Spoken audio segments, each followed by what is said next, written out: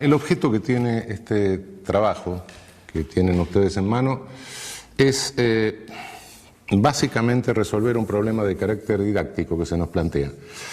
Hace 30 años, 40, era mucho más fácil explicar la teoría del derecho penal porque confrontaban en realidad dos modelos, bueno, bastante racionales. En realidad podía ser criticable uno, el otro, uno optaba, pero de cualquier manera era bastante más sencillo que hoy, que tenemos que lidiar con 4 o 5 modelos y los tenemos que explicar, porque de lo contrario estaríamos omitiendo conocimientos que son vigentes en el campo de la ciencia jurídica.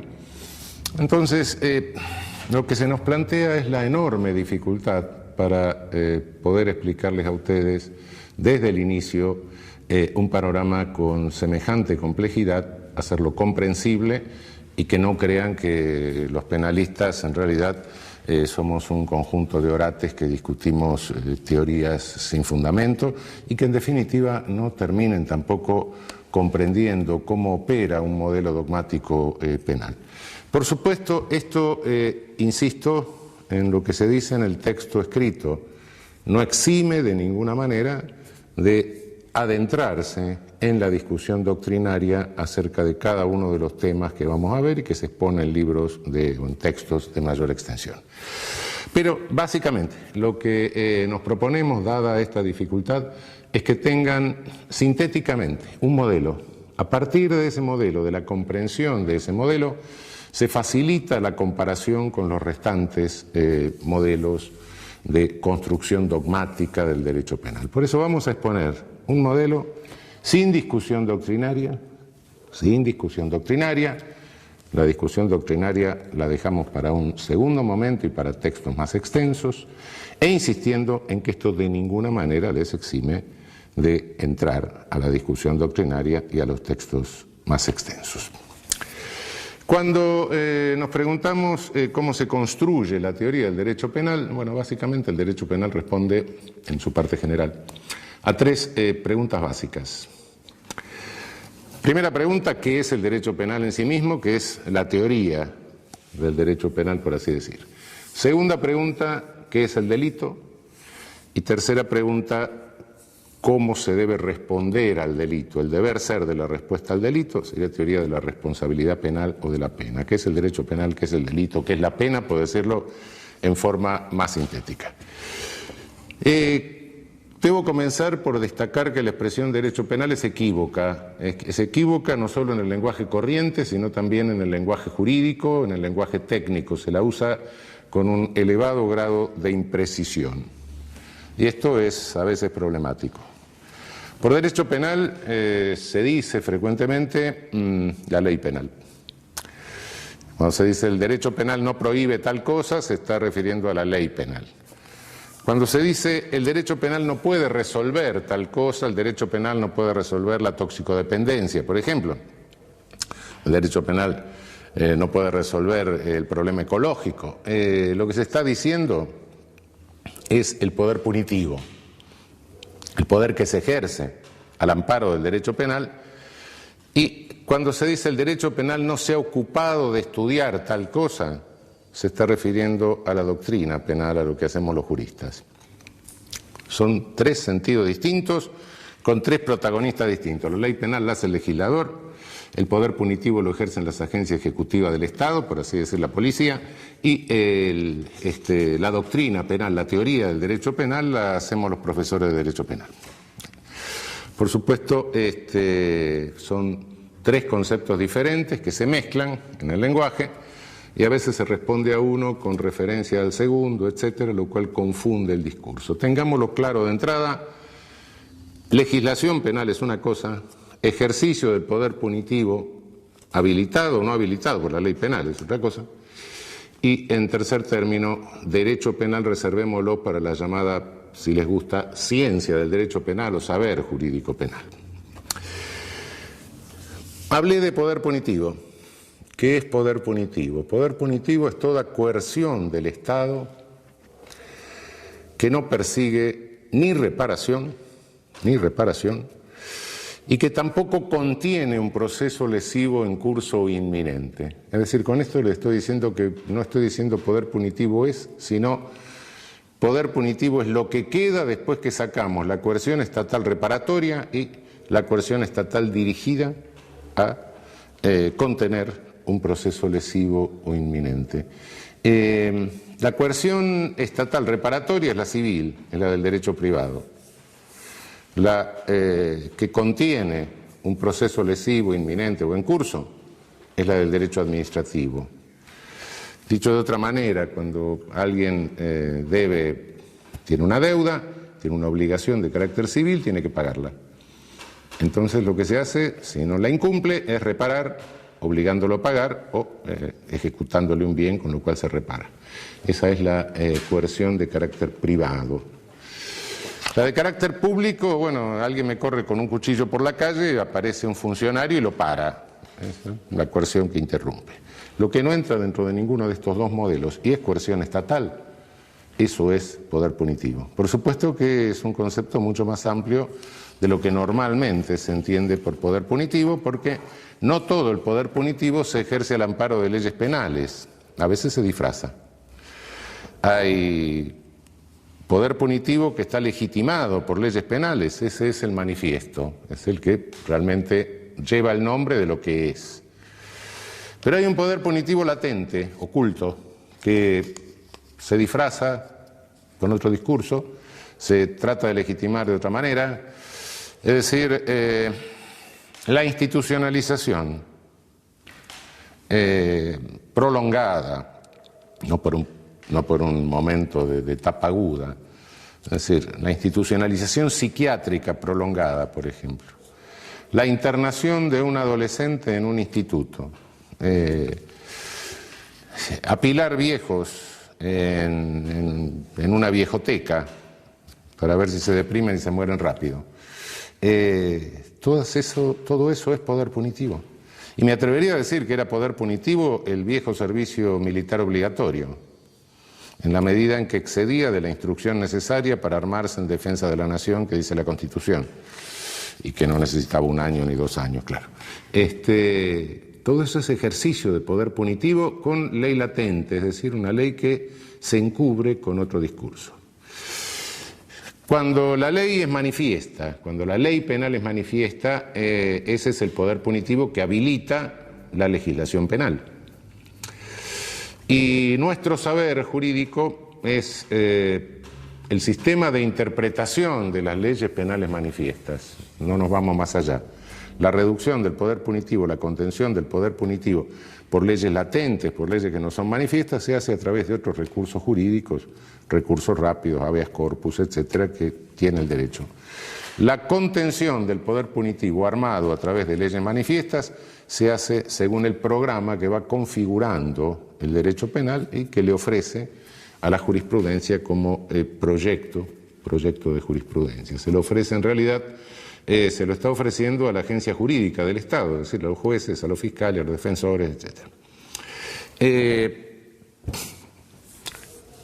Si nosotros en nuestro saber jurídico penal, en esto que estamos haciendo, elaboramos un concepto, es un concepto jurídico sin lugar a dudas, pero es un concepto que también es político. ¿Qué es lo que hacemos con esta construcción? Lo que estamos haciendo, como les decía hace un momento, es ofrecer un proyecto de decisiones a una agencia en que opera un poder del Estado. Si estamos haciendo eso y estamos hablando de una agencia que opera un poder del Estado, es una agencia política en el sentido de gobierno de la poli, no es política en el sentido que no es partidista, sí, eso correcto, pero en el sentido de gobierno de la polis es política. Cada concepto que nosotros elaboramos es un concepto que tiene un alcance, un sentido político, eso no lo olvidemos nunca. En este sentido político, bueno, lo que se nos enseña normalmente en la facultad es decir, bueno, el poder punitivo lo tienen ante todo los legisladores, que son los que hacen la ley, después lo tienen los jueces, que son los que aplican la ley, y por último, bueno, la policía, que son los que ejecutan las órdenes de los jueces. Esto es totalmente inexacto, pero es lo que normalmente se enseña formalmente. Ahora vamos a ver qué es inexacto. Cada rama del derecho se define por las características de la sanción que tiene la violación a sus normas. Derecho civil, derecho administrativo, derecho laboral, derecho mercantil, etc. Sí. Bien, la sanción que tiene la violación de la norma penal es la pena. No voy a entrar a toda la crítica y a la exposición de las teorías de la pena, sino a decir qué son. Ese es el gran inconveniente que tenemos. Hay una vieja clasificación de teorías de las penas que viene desde 1830 más o menos, la pueden ver ustedes en algún texto más extenso con todas sus variables. Pero ¿qué son estas teorías de la pena? Es lo que a cada penalista se le ocurre que la pena debe hacer. Y en razón de lo que debe hacer, elabora toda la teoría del derecho penal. Lo que debe hacer la pena es la función que debe cumplir el poder punitivo habilitado por las leyes penales. ¿Vale? Lo que a mí se me ocurre que debe cumplir la pena. Por supuesto, este es el debe que está en mi cabeza, es el debe del deber ser. No es el ser de la pena, sino el deber ser, lo que a mí se me ocurre que es la función que debe cumplir, ese poder punitivo que habilito. Prevención general, prevención especial, positiva, negativa, retribución, lo que se me ocurra. Bien, pero el deber ser, si es que debe ser, es porque no es, o porque todavía no es. Y la pena no es como a mí se me ocurre, la pena es como es. Ónticamente, en la realidad, en el mundo. Si esto es así en el mundo, entonces, en la medida en que yo me sumo a una teoría de la pena, delido como debe ser la pena y construyo todo sobre la base de mi deber ser, le estoy haciendo un programa a las agencias judiciales, le estoy haciendo un programa político para que ejerzan su poder conforme a como yo entiendo que debe ser, pero que no es la pena. Y los estoy instigando a que apliquen penas que no son. Mirado desde el ser, el poder punitivo funciona exactamente al revés de la escala que dijimos hace un momento, legislador, juez, policía. Y funciona exactamente al revés porque el legislador lo que hace es lo que llamamos criminalización primaria, es decir, un proyecto de criminalización. Ahora, si ustedes agarran el Código Penal y en alguna noche de insomnio en la canícula, se leen toda la parte especial del Código Penal, todas las leyes penales especiales, se van a dar cuenta de que algunas de esas cosas hicieron en principio, pero en segundo término se van a dar cuenta de que en realidad si cada vez que se viola una norma o se cae en una descripción de esas, tendría que operar el poder punitivo, tendríamos que estar todos presos virtualmente. Entonces es un programa absolutamente irrealizable. Así como si el derecho civil se realizara perfectamente y cuando conflicto mínimo que se diera, voy a estacionar el auto, aparece un juez civil que me dice, no, el señor tiene prioridad y no usted que está mintiendo. Una sociedad totalmente ordenada. Si la norma penal se pudiera cumplir plenamente, sería invivible, directamente no separaría la sociedad, se paralizaría la sociedad.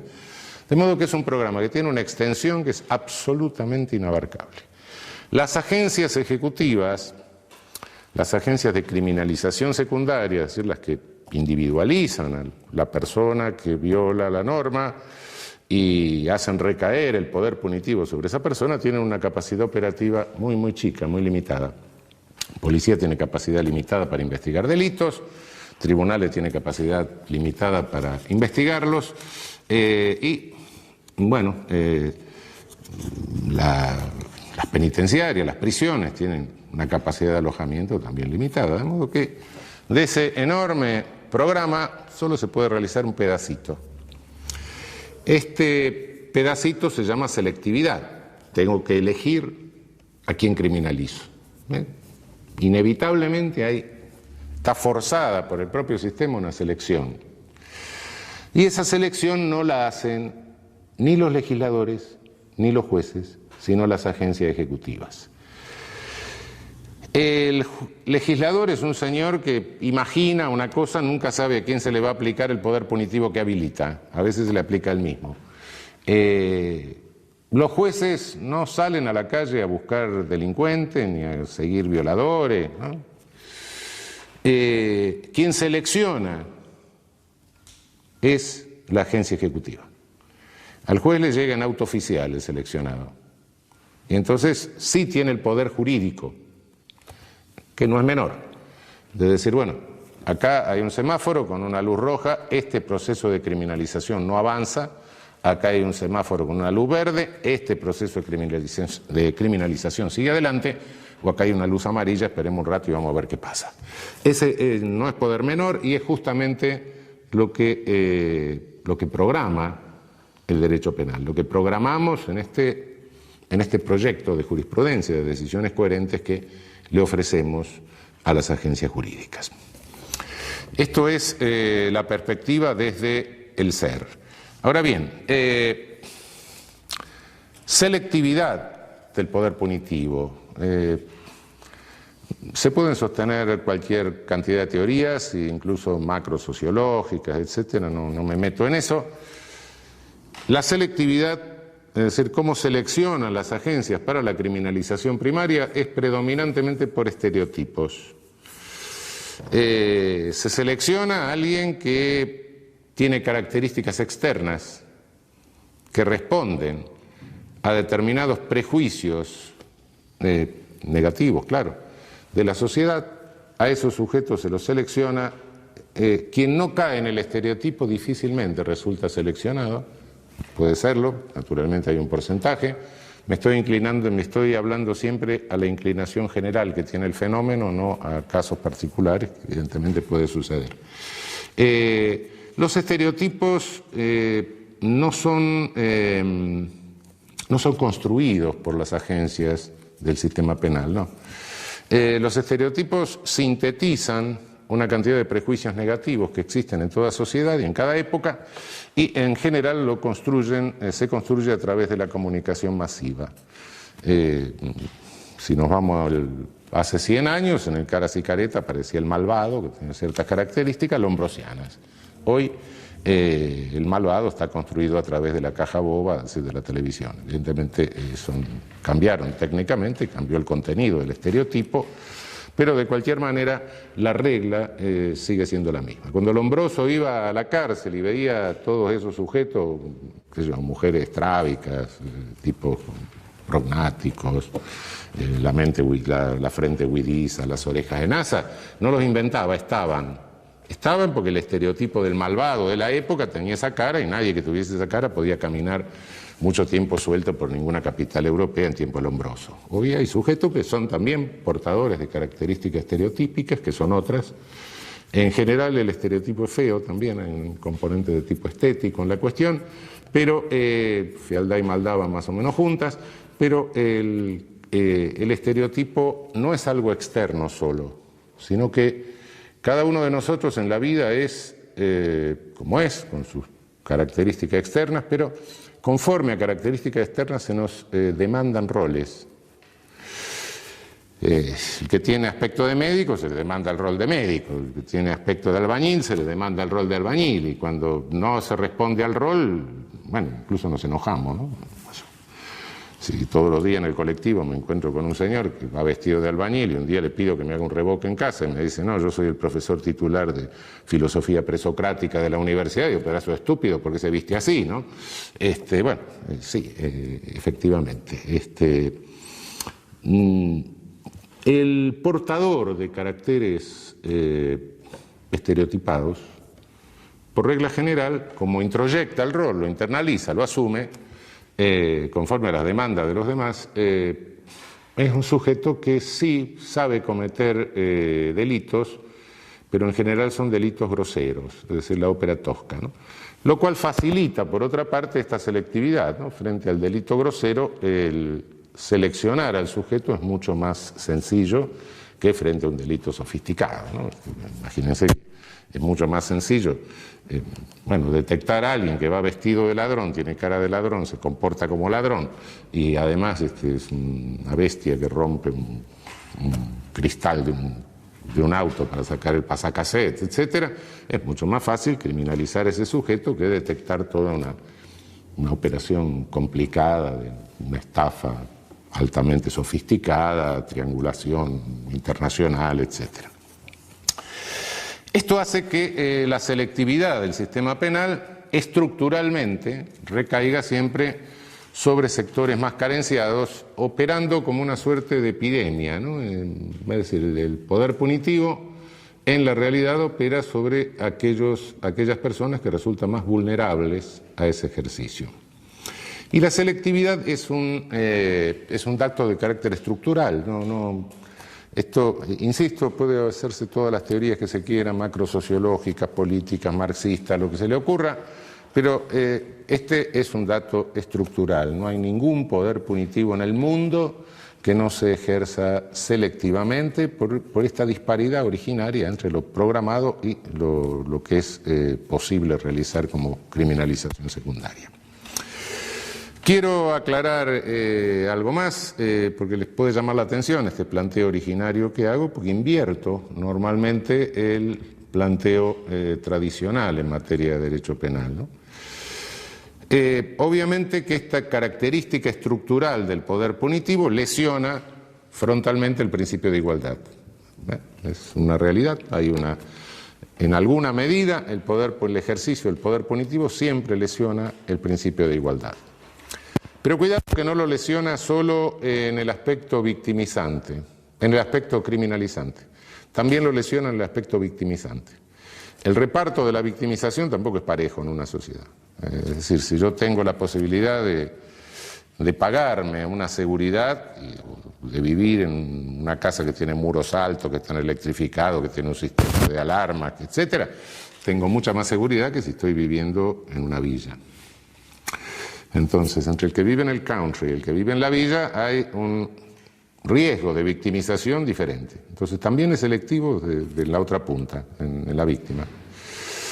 Y si nos vamos un poco más allá, decimos, bueno, pero en este conflicto, además, ¿quién está en el medio? Bueno, agencias ejecutivas. ¿Cómo se integran esas agencias ejecutivas, especialmente en América Latina, me estoy refiriendo, básicamente? Bueno, con una selectividad también. Se seleccionan, sobre todo a nivel de tropa, a nivel de jerarquía más inferiores, se seleccionan personas de los mismos segmentos sociales que están más castigados por la victimización y por la criminalización.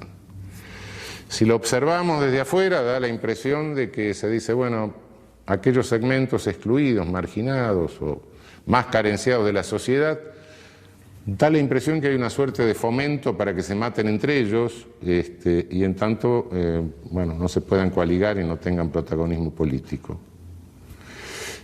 Naturalmente que se pueden pensar 10.000 conspiraciones. No, lo cierto es que es así. No creo que haya nadie con una máquina pensando esto, programando esto. Si lo hubiese, habría que darle el premio Nobel al mal, pero no creo que eso exista. Pero sí, no creo en conspiraciones, pero sí creo en funcionalidades. Y la funcionalidad sí existe. Bueno, llegó la hora, frente a esta realidad de qué es la pena, preguntarnos qué nos incumbe a los penalistas al hacer la teoría del derecho penal, ¿no? ¿Qué es el poder punitivo? Bueno, en el ámbito de la sociología se discute muchísimo. La pena en lo óntico, en lo real, cumple una función plural, como se puede deducir de esto que estoy diciendo. La discusión en este ámbito es una discusión muy viva, en el ámbito sociológico, pero básicamente la pena es un hecho político. El poder punitivo es un hecho político, no jurídico. Un viejo penalista latinoamericano, quizá una de las figuras más interesantes del penalismo latinoamericano del siglo XIX, Tobías Barreto, que fue profesor en la Universidad de Recife, en el norte de Brasil, decía, el fundador de la Escuela de Recife, decía que la pena es un hecho político, la pena es como la guerra, decía. Y efectivamente la pena es como la guerra. La podemos deslegitimar, podemos decir que no tiene sentido, puede haber todas las teorías abolicionistas que se quiera, pero el poder punitivo queda ahí, como la guerra está deslegitimada. Desde la Carta de las Naciones Unidas está deslegitimada, pero abrimos el diario y vemos lo que pasa en el mundo. La guerra existe, el poder punitivo existe. No porque la guerra la deslegitimen los internacionalistas en sus tratados va a desaparecer, ¿no? Existe. Para que desaparezca hay que hacer otra cosa, no escribir tratado de derecho internacional. Y para que el poder punitivo se reduzca y desaparezca, también hay que hacer otra cosa, no escribir tratado de derecho penal. Yo no sé si tenía razón, quién era que tenía razón, si la guerra es la continuación de la política por otros medios, la política es la continuación de la guerra por otros medios. No sé si era Clausewitz o Foucault, pero evidentemente hay una función de contención que cumple el derecho, distintas ramas, pero el derecho, frente al fenómeno de la guerra y frente al fenómeno del poder punitivo. Frente al fenómeno de la guerra está el derecho internacional humanitario como parte o capítulo de los derechos humanos, ¿no? La teoría de los derechos humanos. Derecho internacional humanitario concretado internacionalmente en los convenios de Ginebra. No hay que matar prisioneros, hay que darle determinada alimentación con calorías, no se puede dejar que se mueran los náufragos, etc. La agencia encargada de ejecución de esto es la Cruz Roja Internacional.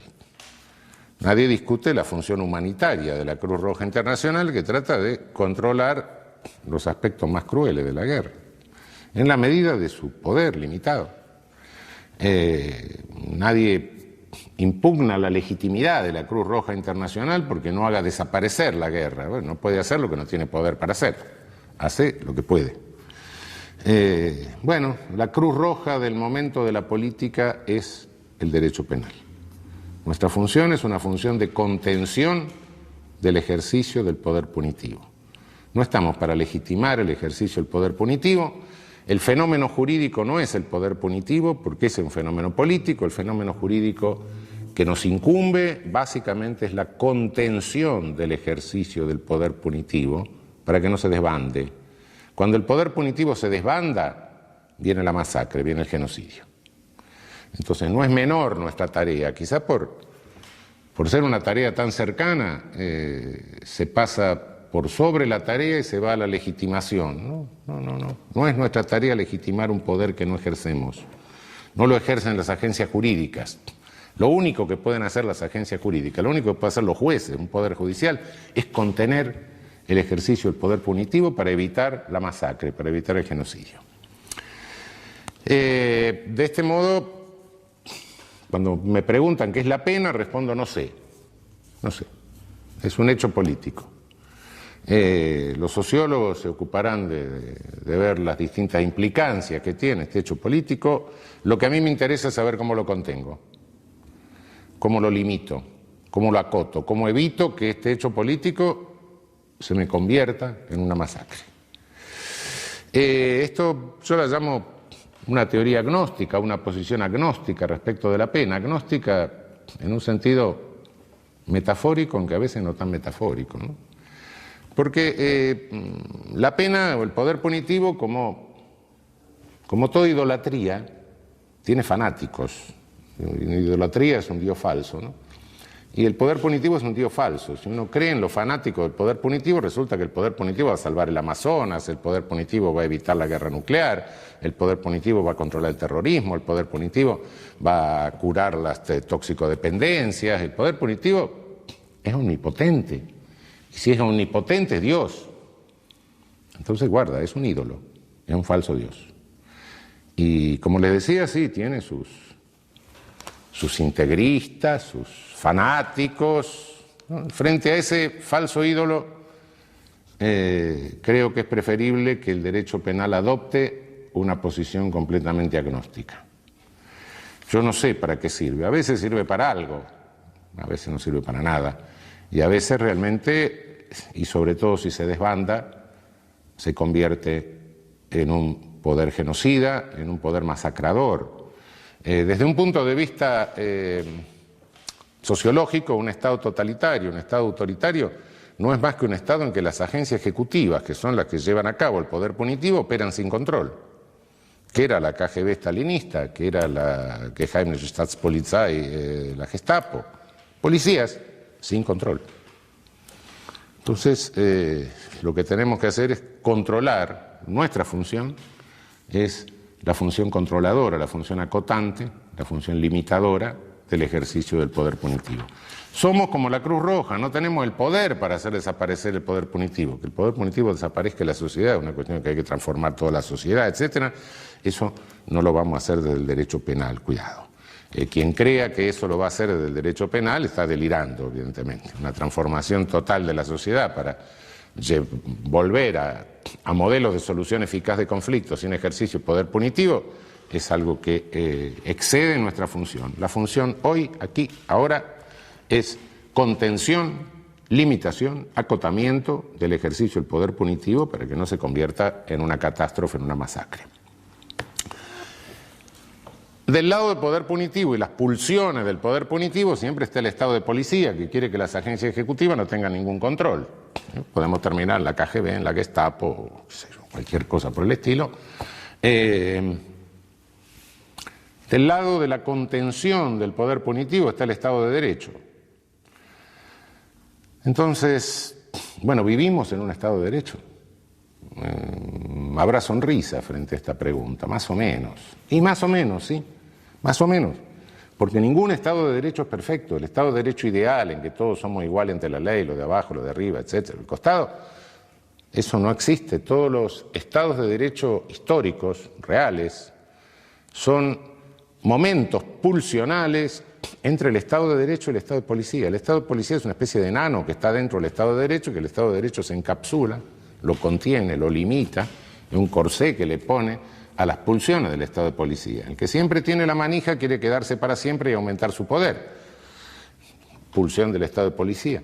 El que no la tiene trata de contenerlo y hacerse con el poder. Cuando llega al poder quiere lo mismo. De modo que la pulsión entre Estado de Derecho y Estado de Policía es constante. Yo no sé si es una dialéctica, porque no sé si hay síntesis, pero son dos fuerzas. En cuanto se debilita el Estado de Derecho, en cuanto se debilita la cápsula, el Estado de Policía sale.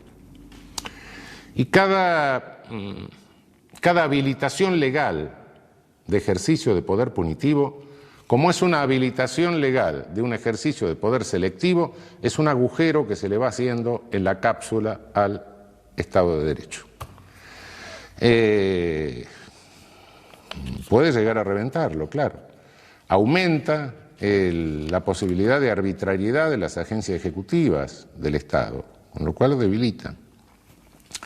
Cada tipo penal, cada nueva ley penal es una nueva arma que tiene el ejercicio arbitrario del poder punitivo. Y las armas, como todos sabemos, las carga el diablo. Por más que no se dispare en el momento, nunca se sabe en qué momento se va a disparar y nunca se sabe contra quién se va a disparar. Pero en cualquier momento se puede disparar. Cuanto mejor contenga el Estado de Derecho al Estado de Policía que tiene adentro, más se va a ir acercando al modelo ideal. Cuando peor lo contenga, más se va a ir alejando del modelo ideal.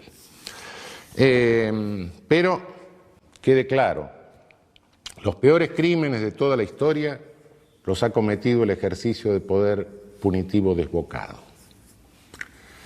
No es cierto que el mayor número de muertos se deba a las guerras. No. El mayor número de muertos se debe a las masacres, a los genocidios, no a las guerras.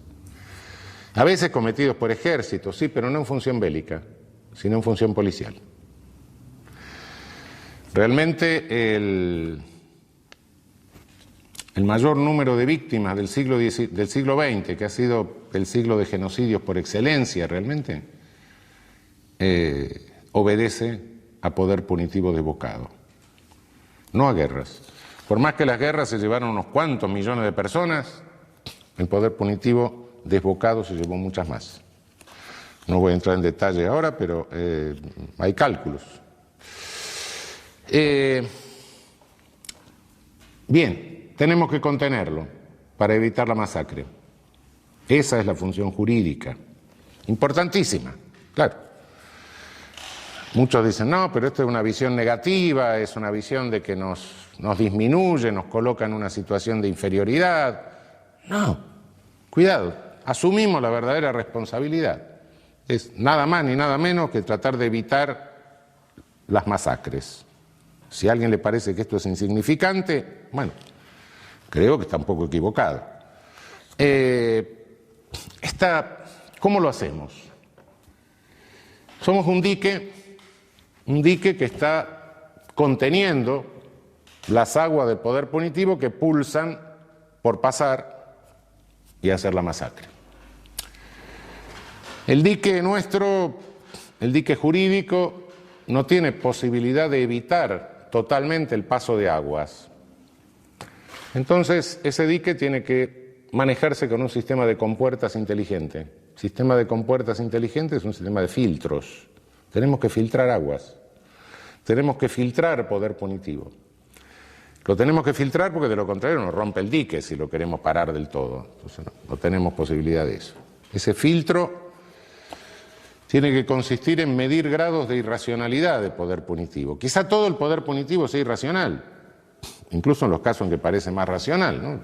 Un señor está sentado leyendo el diario, viene el vecino, le da un hachazo, nos parece todo racional el ejercicio de poder punitivo. Sí, bueno, pero en definitiva, si lo pensamos un poco, nos damos cuenta de decir sí. Encerramos al sujeto, se quedó huérfano los hijos del muerto, la viuda tiene que salir a trabajar, el Estado tiene que atender con previsión social, etcétera. Este sujeto lo tenemos encerrado, no hace nada. Sí, lo encerramos. 1 año, 10 años, 20 años, 30 años, lo matamos.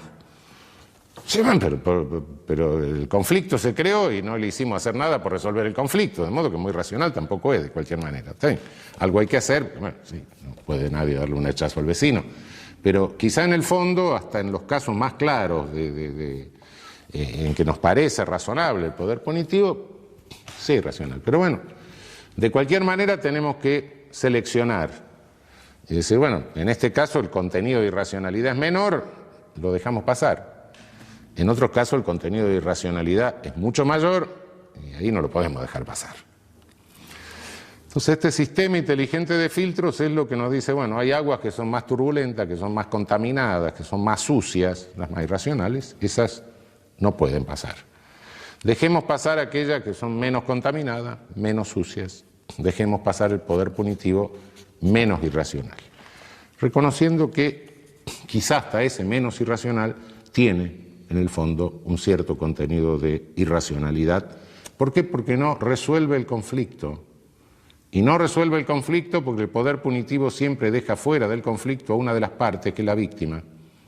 ¿Por qué? Porque el señor Estado dice la víctima soy yo, usurpa el poder de la víctima. El soberano dice el ofendido soy yo. El ofendido va a ser usted, soy a mí que me rompieron la cara. No, mire, usted es la víctima y usted venga como testigo. Y si no viene como testigo, usted es un delincuente. Entonces el conflicto no se resuelve. Por eso en el fondo hay siempre un cierto grado de irracionalidad. Contener el poder punitivo de esta manera, en este momento, tiene una alta importancia. Muchísima importancia. ¿Por qué? Porque domina en el mundo un discurso único de medios que propugna la venganza y el desenfreno de todo poder punitivo. A diferencia de lo que pasaba en el siglo pasado, en los totalitarismos, en los autoritarismos de entreguerra, en el fascismo, en el nazismo, en el comunismo, en el stalinismo, hoy no hay discurso, no hay un discurso autoritario, coherente. No hay paradas militares, edificios neoclásicos, uniformes, camisas pardas, no. Hoy es gris el asunto, una cosa. Hoy tiene la cara de las administraciones republicanas de Estados Unidos. Hoy no, es un discurso que es el no pensar, hay publicidad, no hay discurso, realmente. Esa publicidad tiene una eficacia realmente importante, ¿no? Y bueno, es discurso único de medios que tiene preso a los operadores políticos, a los legisladores, le hace hacer barbaridades a los legisladores, hay destrucción de códigos penales, destrucción de la codificación penal, de modo que esta función de contención del poder punitivo en este momento yo diría que es una función civilizatoria. es lo que realmente puede salvar a nuestra civilización de un embate totalmente destructor de lo que son valores que se han defendido a costa de la vida de millones de personas, ¿no? Esta es la función de nuestro saber, es la función en razón de la cual construimos la teoría del derecho penal. Ofrecerle a las agencias jurídicas un programa que optimice su potencial controlador y reductor del ejercicio del poder punitivo y que a la vez le permita resolver los casos con coherencia, con no contradicción y con adecuación a la ley. Bien, en esto el derecho penal está acompañado por otros saberes, no son exactamente el propio derecho penal. Es inseparable el derecho penal del derecho procesal penal. ¿Qué es el procesal penal? Es el derecho que indica el camino que hay que seguir, que deben seguir los distintos personajes, los distintos protagonistas de las agencias jurídicas, desde el momento en que se tiene una noticia criminis, desde el momento en que llega una noticia de un delito a conocimiento de ellas, hasta el momento en que se pronuncia una pena, y diría yo, hasta el momento en que se termina la ejecución de la pena. Lamentablemente hay una institución del derecho procesal que en realidad se ha vuelto de derecho material. Es la llamada prisión preventiva o prisión cautelar. La mayoría de los presos que tenemos en América Latina no son condenados, son presos preventivos, son presos cautelares, son presos que están presos por las dudas, que están presos por razones de seguridad. Aproximadamente el 70% de los presos que tenemos en América Latina son presos preventivos. Hay otra rama jurídica que acompaña al derecho penal, que es el derecho de ejecución penal en nuestro país, hoy regulado por la Ley 24.660. Es el derecho que regula la ejecución de las penas una vez que hay una sentencia firme. En realidad, todo este fenómeno que estoy explicando, en gran medida responde a una explicación que la da otra disciplina u otro orden de conocimientos interdisciplinario, no voy a entrar a la discusión, que se llama criminología. La criminología es el conjunto de conocimientos provenientes de distintas disciplinas que me permite acercarme o aproximarme a la realidad del delito y del funcionamiento del sistema penal, de la operatividad del sistema penal. Si tengo que verificar el nivel de irracionalidad del ejercicio del poder punitivo, no puedo hacerlo sin los datos que me proporciona la criminología, que es la ciencia óntica, la de los hechos por excelencia. Ciencia o conjunto de conocimiento, etcétera, proveniente del campo de la sociología, de la psicología, etcétera. Por supuesto que este conjunto de conocimientos también fue manipulado ideológicamente a lo largo de la historia, como lo pueden ver ustedes en lecturas más extensas, no me voy a ocupar hoy de la cuestión, pero indiscutiblemente si el derecho penal no puede prescindir de la información acerca de los efectos reales de sus decisiones. Cada decisión del derecho penal, les dije hace un rato, es una decisión de carácter político que se traduce en un ejercicio de poder del Estado, de una agencia del Estado. Por ende, ese efecto se produce en un mundo real. Si prescindimos de los conocimientos de lo que pasa en el mundo real y hacemos sentencias o le proponemos a los jueces hacer sentencias con una visión normativa del deber ser sin tener en cuenta el ser, bueno, el derecho penal se psicotizó. El derecho penal está absolutamente psicótico entonces. No nos interesa lo que pasa en la sociedad, nos interesa la coherencia normativa de lo que estamos haciendo.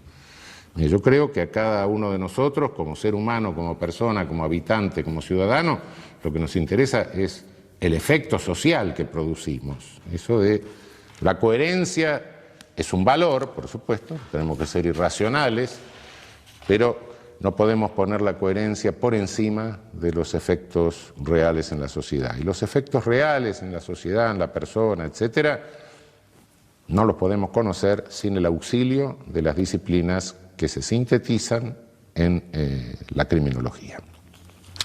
Bien, para construir la teoría del derecho penal tenemos una serie de principios. Tenemos que hacer un edificio. Los principios son algo así como las ordenanzas municipales cuando tenemos que hacer un edificio. Esto lo tenemos que construir respetando determinadas reglas. Principios constructivos, llamémosle. Las ordenanzas municipales edilicias para la construcción del edificio. En este sentido, la fuente de estos principios constructivos, la primera fuente de estos principios constructivos es el derecho penal. Del derecho penal es el derecho constitucional. El derecho constitucional es el que nos marca los lineamientos básicos en la construcción de toda la teoría. No puede haber una contradicción entre el derecho constitucional y la ley penal infraconstitucional. Si hay una contradicción, la ley penal infraconstitucional directamente debe ser declarada inconstitucional.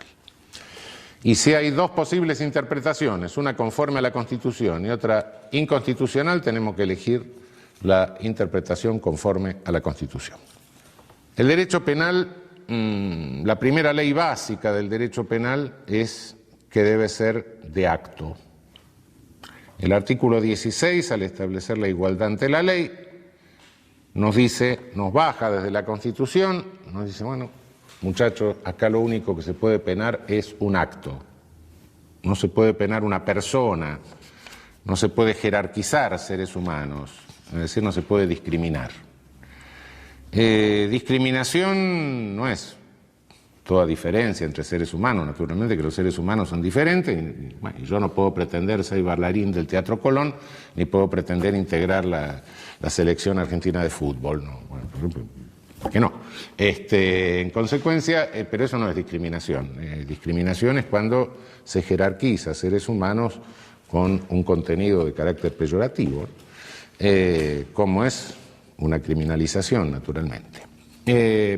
El 16 de la Constitución nos obliga, en el principio de igualdad, solamente a penar actos, no personas. Después nos vamos a ocupar de esto, porque parece que entro en contradicción con lo que dije antes. No es contradicción. Ya vamos a ver qué sucede. Los mandatos fundamentales se deducen de la Constitución. Para clasificarlos de alguna manera, no niego que puede haber otros criterios de clasificación, solo es un criterio de tipo expositivo. Yo diría que hay tres órdenes de reglas constructivas, tres mandatos fundamentales, digamos, de los cuales se derivan otros. El mandato de legalidad, el mandato de respeto elemental a los derechos humanos y el mandato derivado del principio republicano de gobierno. Del mandato de legalidad se deriva la legalidad formal, una conducta que pueda ser delito tiene que estar establecida en ley formal, sea del Congreso de la Nación respecto de la mayoría, que son, bueno, la facultad de dictar el Código Penal está delegada en nuestro país por las provincias al Congreso Federal, de modo que tiene que ser una ley formal del Congreso Federal. El Ejecutivo no puede crear leyes penales por decreto, el único que puede crear es el Congreso Federal, salvo las leyes provinciales que se reservaron las provincias, como en materia de prensa, por ejemplo. Delitos de prensa no pueden ser tipificados por el Congreso Federal. Acá el Congreso Federal se ha excedido muchas veces, pero no importa. ¿Se plantea algún problema con la llamada ley penal en blanco, la Blankengesetzbindung? Son leyes en que la ley remite a otra ley, manda a otra ley. El que violare los reglamentos, el que violare las normas sancionadas para tal cosa. Cuando la otra ley es una ley propia del Congreso de la Nación, del Congreso Federal no hay problema. El problema es cuando remite a ordenanzas municipales, a decretos del Poder Ejecutivo, la ley de drogas, la ley de armas, etc. Yo tengo dudas muchas veces sobre la constitucionalidad de estas remisiones. En realidad pueden representar en algunos casos verdaderas delegaciones de poder punitivo que son propias y exclusivas del Congreso de la Nación. Hay que tener cuidado en el análisis de estas leyes penales en blanco sobre el aspecto de legalidad formal. Segundo, derivado del mandato de legalidad está el principio de irretroactividad. La ley penal más gravosa, la ley penal que agrava, nunca puede ser retroactiva. La más benigna es retroactiva, debe ser retroactiva por mandato de la Convención Americana de Derechos Humanos. Ley penal más benigna no es solo aquella que establece una pena menor, no es solo aquella que naturalmente desincrimina el hecho, sino que también puede ser aquella que establece causas de justificación, de exclusión, de pena, etcétera, o amplía las existentes. Hay leyes desincriminatorias que por supuesto son más benignas, también está la ley desincriminatoria anómala, que es la ley de amnistía, el olvido del delito, amnistía viene de amnesia, ¿no? El tercer subprincipio de este mandato sería el principio de máxima taxatividad legal o interpretativa. Es deber del legislador penal agotar los recursos técnicos para que no queden dudas acerca del concepto, del pragma que quiere incluir en la ley. Cuando el legislador no lo hace, hay que hacer una interpretación que puede resultar forzada, y en ese caso creo que hay una regla, que es decir, bueno, cuando el legislador ha sido oscuro, tenemos que estar a la interpretación más restrictiva de la punibilidad, reducir el concepto, la regla general, a lo más restrictivo. Cuando el legislador directamente es difuso, la ley penal es inconstitucional abiertamente, ¿no? Por último, creo que tenemos que atener a un principio que es el de respeto histórico al ámbito de lo prohibido. Respeto histórico al ámbito de lo prohibido significa que el legislador no puede prohibir por omisión. Cuando circunstancias tecnológicas, culturales, etcétera, amplían el ámbito de lo prohibido, un ámbito en que prácticamente nos quedamos todos adentro, evidentemente es deber del legislador en ese caso volver a legislar. El caso más claro de esta falta de respeto histórico al ámbito de lo prohibido es la Ley de Derechos de Autor. Naturalmente es una ley hecha en los años 30 cuando para violar los derechos de autor sobre una obra impresa lo que se tenía que hacer era una edición de plomo. Hoy lo estamos violando todo porque sacamos fotocopias. Entonces, si vamos a penar a todo el mundo que saque una fotocopia de un pedazo de un libro, bueno, ninguno de nosotros queda exento de pena. Evidentemente ha habido un cambio tecnológico que ha alterado totalmente el ámbito de lo prohibido de hace 70 años ahora. En cuanto a los principios derivados del mandato de elemental respeto a los derechos humanos, creo que el primero es el principio de lesividad o de ofensividad. El señor Estado no puede meterse en nada que no afecte derechos de terceros. Cuando el Estado pretende meterse en algo que solo puede afectar mis derechos, es que me está imponiendo una moral. Es un Estado paternalista. Ese Estado que pretende imponerme una moral, ese Estado paternalista, es un Estado inmoral. Decía Radbruch con toda razón, el derecho es moral justamente porque posibilita lo inmoral. Es decir, me permite convertirme en persona respetando mi autonomía ética. Esto está consagrado en nuestra Constitución Nacional de una manera claramente expresiva, muy significativa, en el artículo 19 de la Constitución Nacional. Este artículo les recomiendo que lo sepan de memoria. Es el pilar fundamental de nuestra Constitución.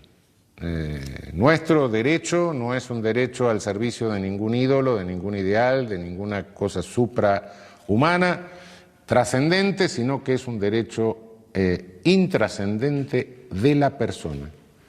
Es el respeto a la dignidad de la persona y la persona entendida como ente con autonomía ética, como ente poseedor de una conciencia conforme a la cual señala o distingue entre el bien y el mal. Conciencia que la tiene el otro, que tengo enfrente, y a la cual su conciencia le puede indicar otro criterio moral diferente del mío. Y los dos tenemos que convivir. Bien. Principio de humanidad. Ninguna pena, no solo en abstracto, sino también en concreto, puede representar una crueldad inusitada para la persona penada. Naturalmente, cuando ya directamente en la pena prevista en abstracto lo que se cae es en una desproporción loca, en una violación del principio de proporcionalidad, en tal caso, bueno, la violación está claramente en la ley. Pero en la aplicación concreta también puede resultar una pena privativa de libertad que se convierta en una pena de muerte. Es decir, una persona que, privada de libertad, pero con un padecimiento susceptible de ser tratado, pero que los efectos de la privación de libertad le pueden condicionar una situación depresiva que dificulta el tratamiento y que lo lleva a la muerte. El problema de la pena naturalis, cuando del propio hecho se deriva un daño hacia la persona de una calidad tal que directamente hace absolutamente inútil o cruel en ese supuesto la aplicación de la pena. Un sujeto va a poner una bomba, le revienta la bomba, le vuela los dos brazos, las dos piernas, va a poner una pena.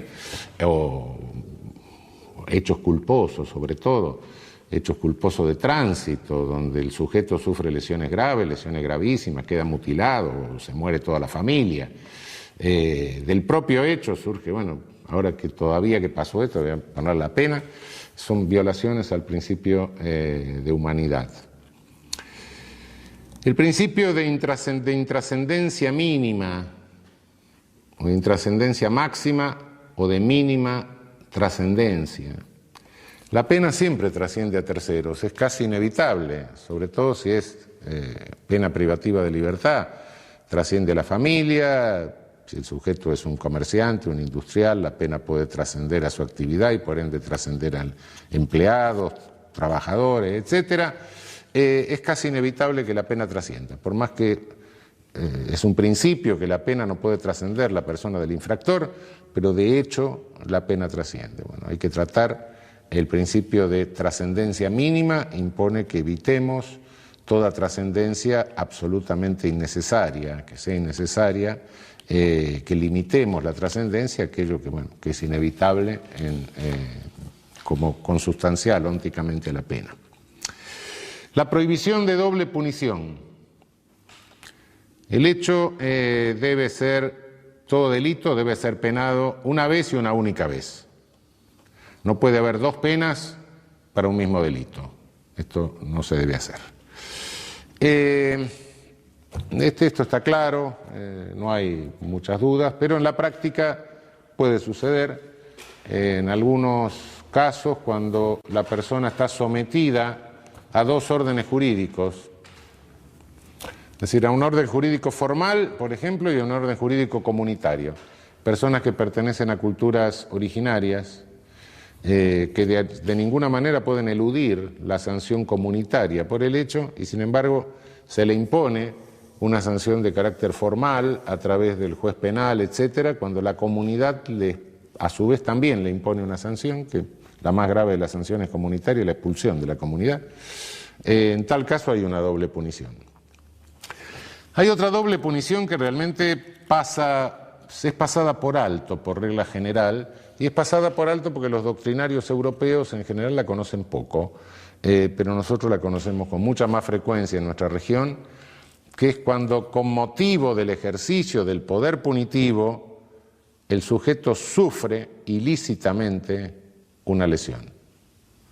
Violencia carcelaria, contracción de alguna enfermedad en el ámbito carcelario, violencia policial en el momento de la detención, violencia policial innecesaria, tortura, apremios ilegales. Son penas ilícitas, sí, pero las penas ilícitas son penas, no hay nada que hacerle. Será ilícita, pero eso no le quita el carácter de pena. Es como consecuencia del delito que no ha sido mi tía la que ejerció eso, sino el mismo Estado que con su coerción le infirió esa sanción. Ilícita, sí, ilícita, ¿qué iba a hacer? No, yo solo como Estado me responsabilizo de lo que mis dependientes hacen en forma lícita. Diablo, me gustaría realmente tener una empresa en la que yo pudiera responsabilizarme solo de lo que mis dependientes hacen en forma lícita. Y lo que hacen en forma ilícita, no, eso no tengo nada que ver. No, son penas. A la hora de la pena formal hay que tener en cuenta esto porque es una manifestación de doble prohibición. Otro principio elementalísimo de respeto mínimo a los derechos humanos es el principio de buena fe o pro homine en la interpretación de la ley y fundamentalmente en la interpretación de los derechos. El enunciado de cualquier derecho debe considerarse un límite de criminalización y no una legitimidad de criminalización. Hay una inversión perversa, una perversión de la interpretación jurídica cuando a partir, es decir, bueno, tal convención me respeta tal derecho, entonces como me respeta tal derecho, la lesión a ese derecho le pongo la pena máxima que se me ocurre. Es decir, tal convención me garantiza, y la Constitución, etcétera, me garantizan el derecho al honor. Entonces cualquier medio de comunicación que lesione mínimamente el honor, le tengo que poner 10 años de privación de libertad. ¿Por qué? Porque el honor está tutelado. No, cuidado, eso es una interpretación de carácter perverso. El derecho siempre es en lo que me está marcando, es una limitación al ejercicio del poder punitivo, no una legitimación loca al ejercicio del poder punitivo. Por último, tenemos los principios que se derivan del mandato republicano de gobierno. Hay un principio muy poco trabajado que es el acotamiento material. Realmente da la impresión de que el legislador penal puede tipificar cualquier cosa, puede combinar con pena cualquier cosa. Y de hecho, históricamente esto ha sucedido. Si ustedes se fijan, todas las declaraciones de derechos que tienen ahí en el apéndice de la Constitución, van a ver que cuando llega la parte penal, sobre todo se la delimita formalmente. Porque el contenido, la limitación al legislador en cuanto al contenido de lo prohibido, está muy poco trabajada. El principio de lesividad, etcétera. Bueno, pero ¿qué bienes jurídicos? ¿Qué tipos de conductas? Yo creo que esto requiere, y sobre todo requiere en tiempos como en los últimos 30 o 40 años, que son tiempos de inflación penal, se pena todo, se mandan mensajes a través de leyes penales, como no se sabe cómo resolver los problemas, se lo pone en la ley penal, se va a poner el cáncer, el SIDA en cualquier momento en la ley penal, como solución, lo penamos. Bueno, se está cayendo en una irracionalidad, en una amplificación de los tipos penales.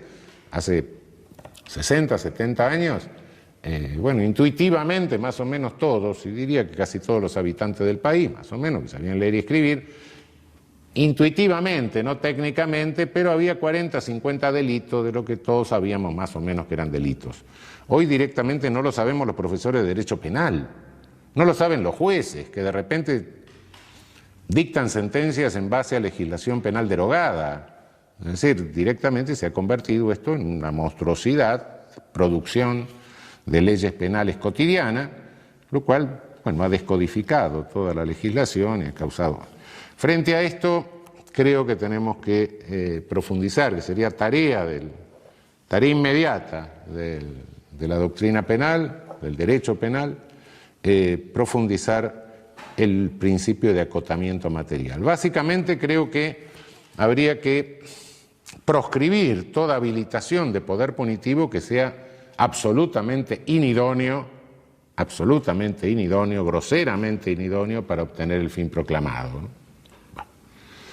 Si tuviera que ejemplificar con un caso de absoluta inidoneidad para obtener el fin proclamado, diría que la punición del consumidor de un tóxico prohibido para evitar la toxicodependencia y el tráfico de tóxicos prohibidos. Es un absurdo, por supuesto.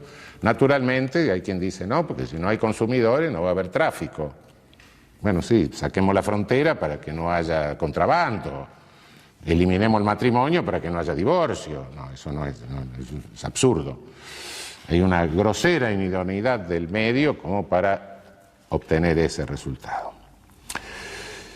Creo que la otra regla que podría profundizarse es la proscripción de las tipificaciones de conductas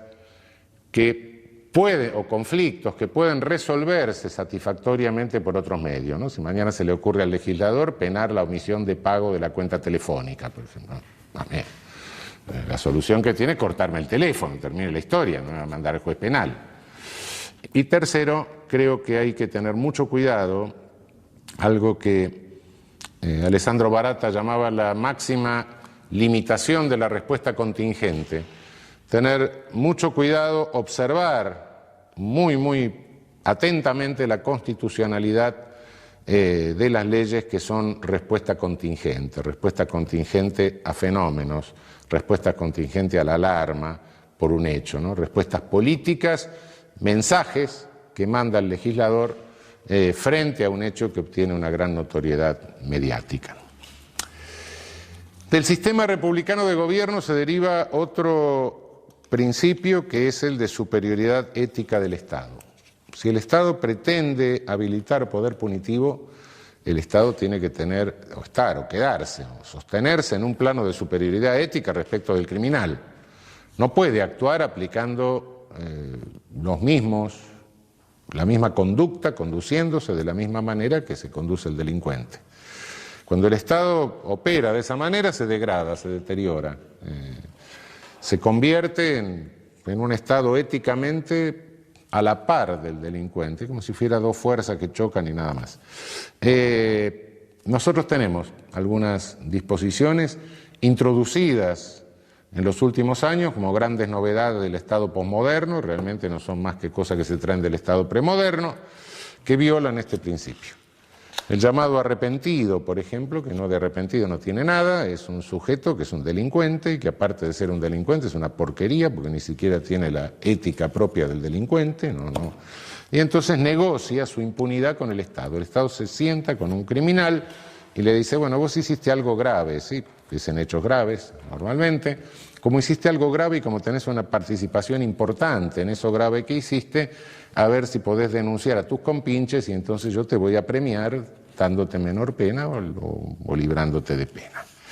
El Estado no hace más que comprar a un delincuente para sancionar a otros delincuentes.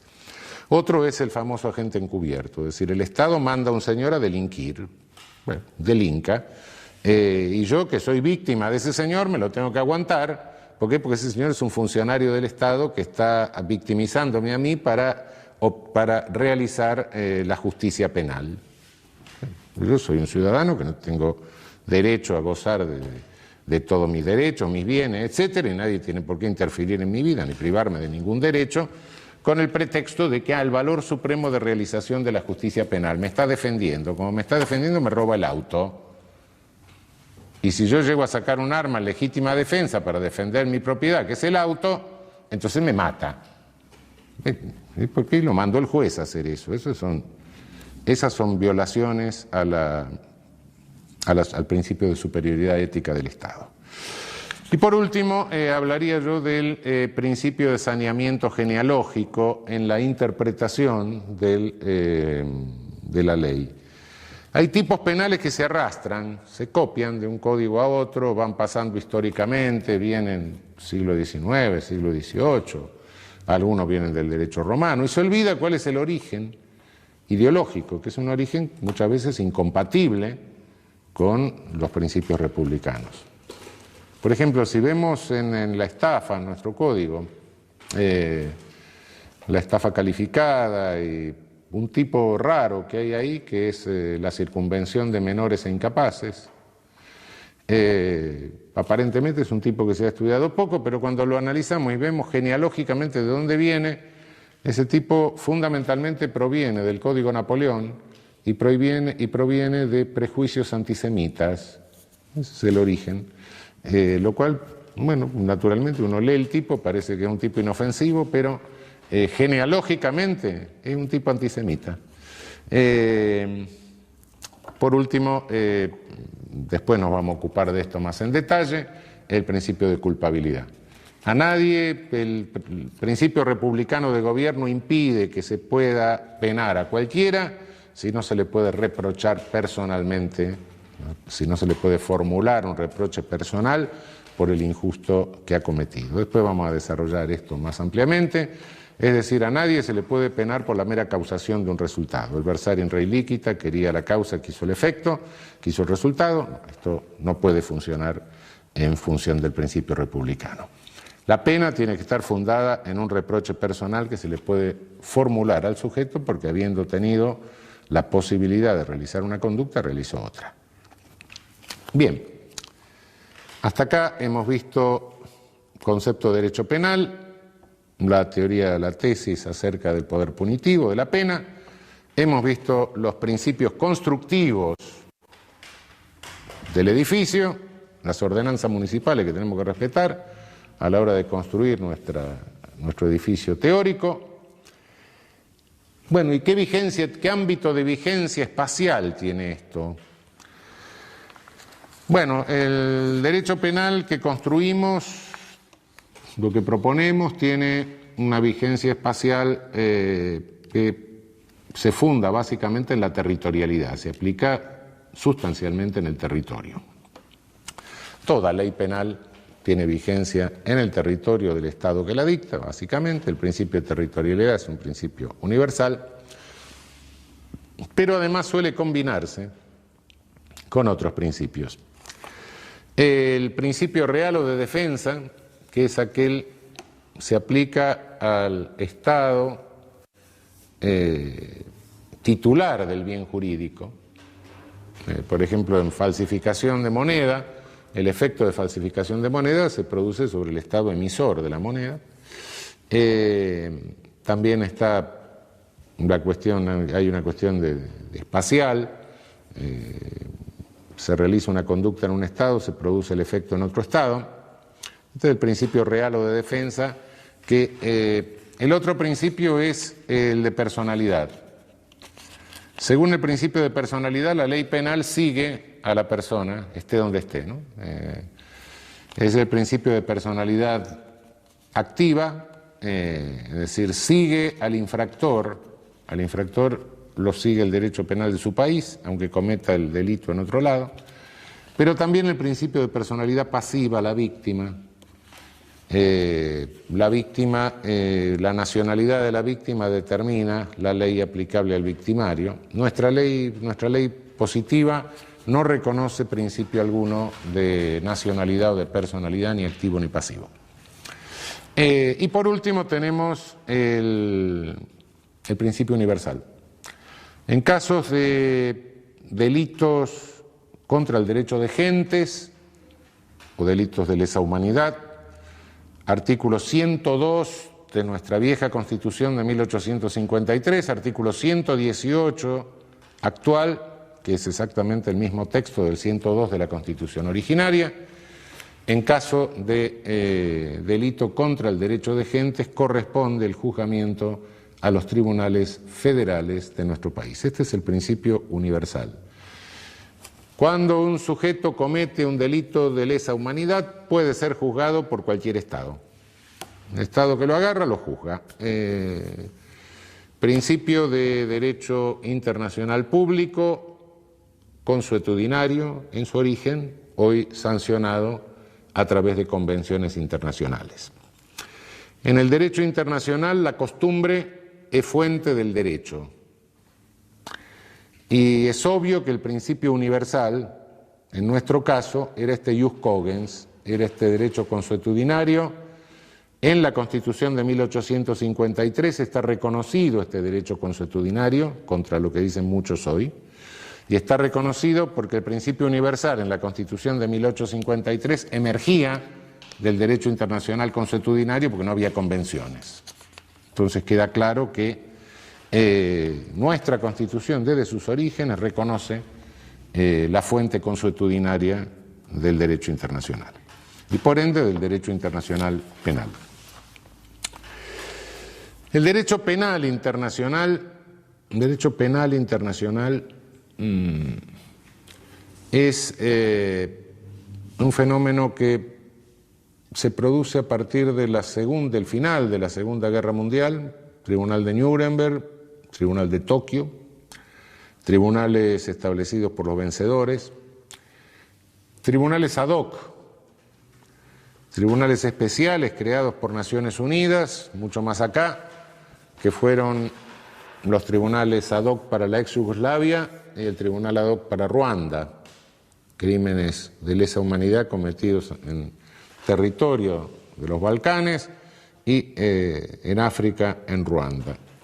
Y finalmente tenemos el derecho penal internacional, o internacional, sí, derecho penal internacional, que es el de, el instrumento último es el Estatuto de Roma, que crea el Tribunal Internacional, el Tribunal Penal Internacional.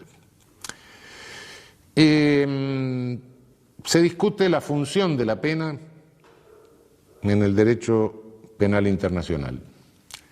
Yo creo que la pena no cambia de ninguna manera su carácter. El poder punitivo no pierde el carácter selectivo por el hecho de internacionalizarse.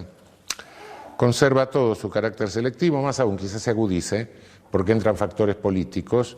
Sin lugar a dudas que a un tribunal penal internacional va a dar a alguien que perdió el poder. Sí, mientras lo tiene, no. Lo cual agudiza la característica selectiva que tiene el ejercicio del poder punitivo. ¿Significa esto que la pena por esta razón, la pena del derecho internacional penal no tiene ninguna utilidad? No, yo creo que la tiene. Creo que la tiene en dos sentidos.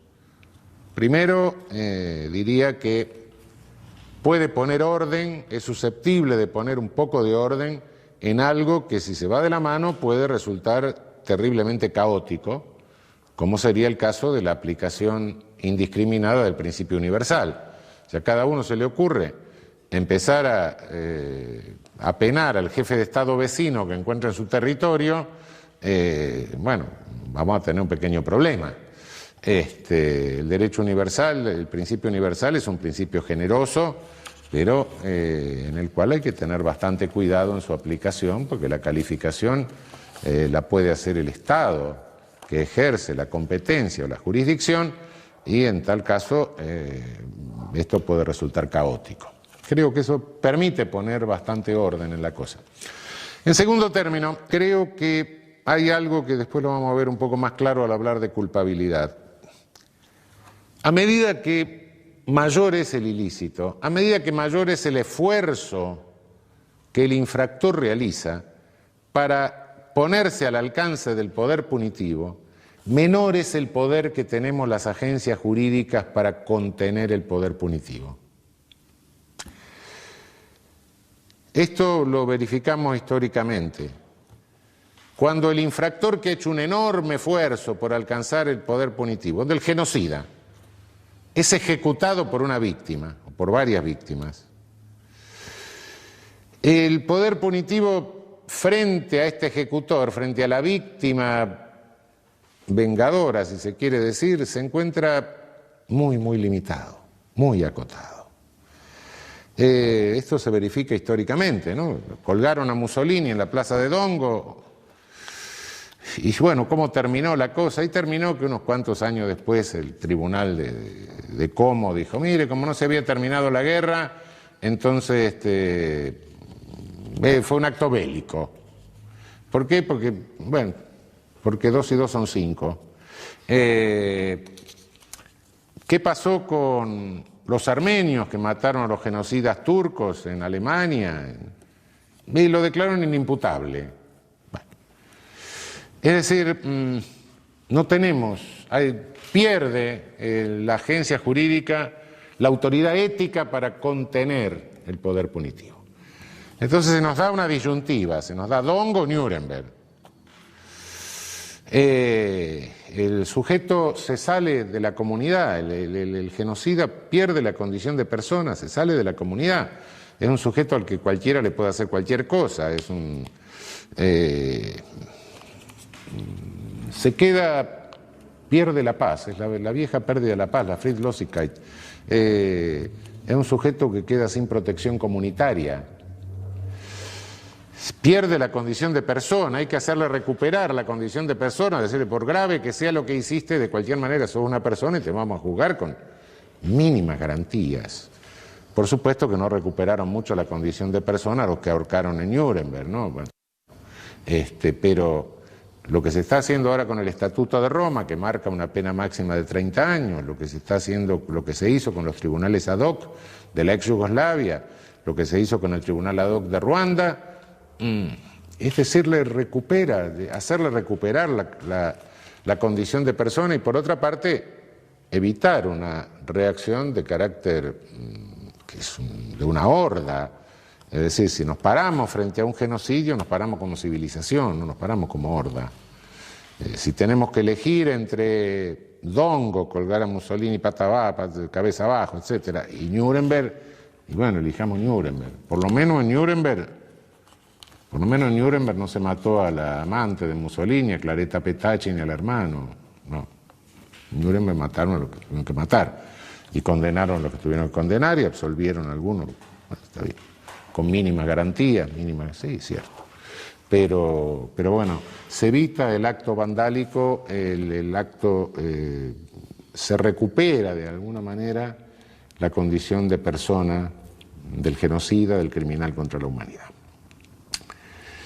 Lejos de ser un derecho penal del enemigo, es la negación del derecho penal del enemigo. En el derecho penal del enemigo le digo, vos no sos más persona. Aquí se le dice, pese a lo que hiciste, sos persona, vení que te voy a juzgar con mínimas garantías, por lo menos. No voy a dejarte librado a una horda asesina. Bien, con esto cerramos el panorama de la primera pregunta de qué es el derecho penal. Hemos visto la noción de derecho penal, los principios constructivos del edificio teórico del derecho penal, hemos visto